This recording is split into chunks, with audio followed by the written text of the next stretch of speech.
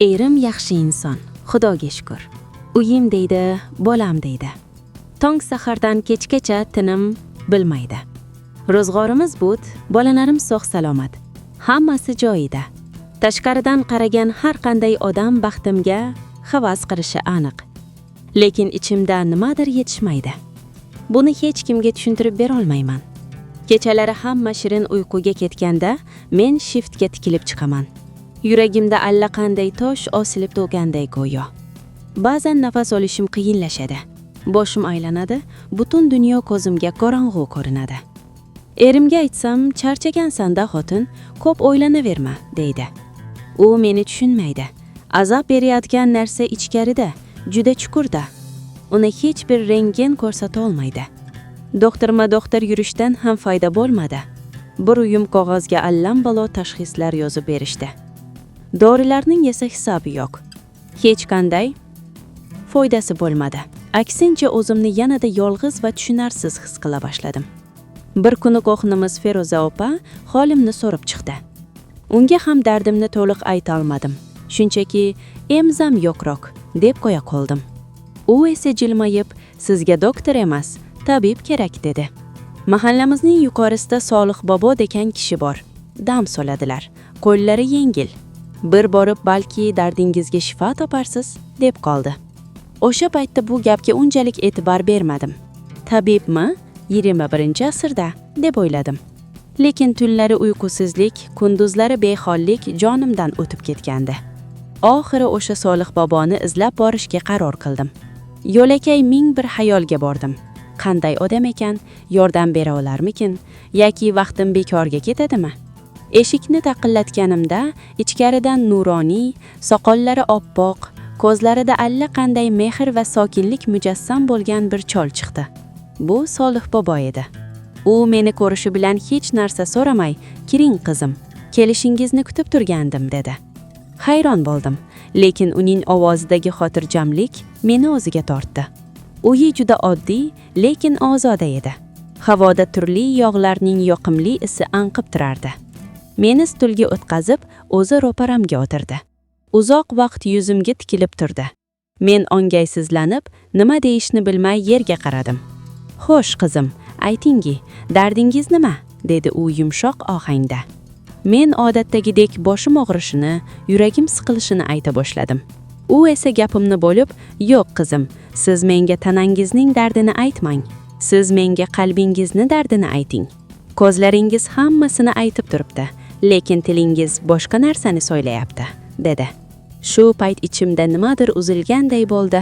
Yillar davomida yiqilib qolgan alamlar, tushunarsiz hislar ko'zimdan yosh bo'lib otilib chiqdi. O'zimni to'xtata olmadim. Uzoq yig'ladim. U esa jimmangina kutib turdi. Bir og'iz ham so'z aytmadi, yupatmadi. Shunchaki mening dardimni jimmangina tingladi. Bu sukunat minglab tasalli so'zlaridan ham kuchliroq edi.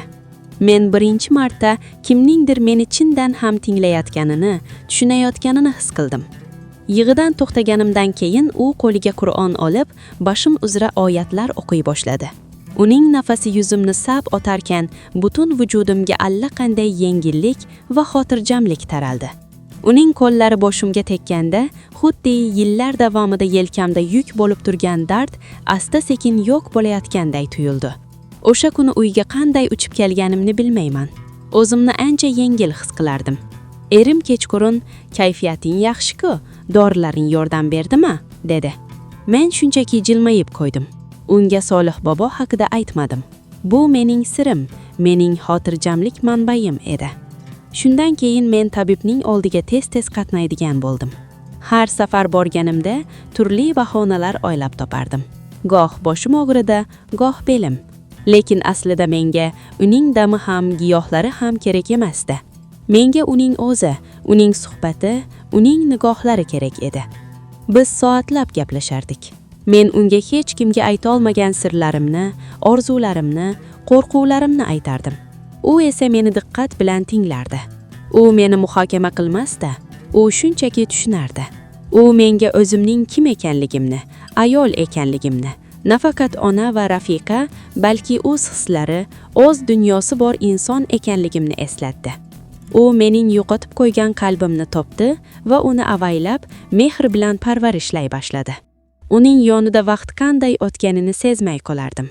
U menga turli kitoblar haqida, inson ruhiyatining sirlari haqida gapirib berardi.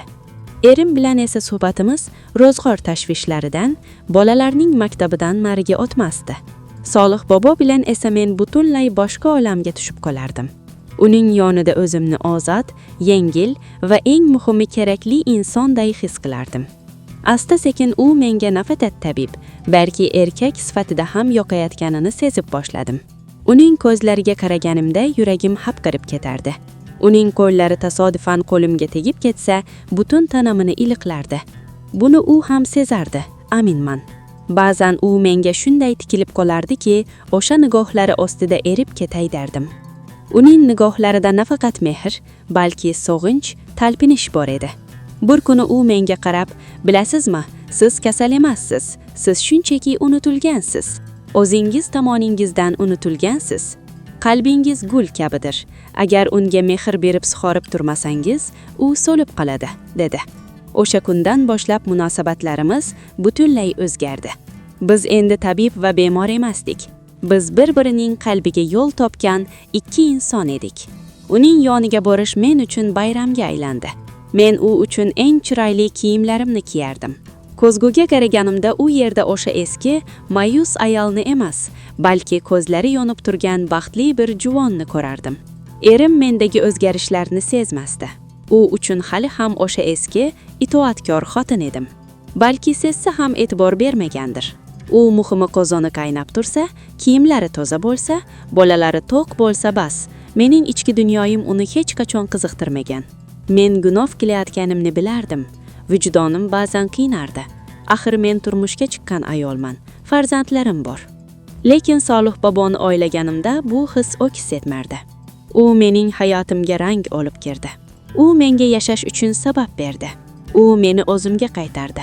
Nahotki bu gunoh bo'lsa, nahotki ayolning baxtli bo'lishga haqqi bo'lmasa, endi men uning yoniga borganimda eshikni yopib soatlab suhbatlashamiz.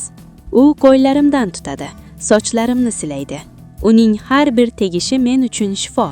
U meni so'zlar bilan erkalaydi. Shunday so'zlarki, ularni erimdan hech qachon eshitmaganman. U mening aqlimni, fikrlarimni, ruhimni sevadi. Bunday muhabbat oldida jismoniy yaqinlik ikkinchi darajali bo'lib qolarkan. Bizning sirimizni hech kim bilmaydi. Bu faqat ikkimizga tegishli bo'lgan kichkina olam.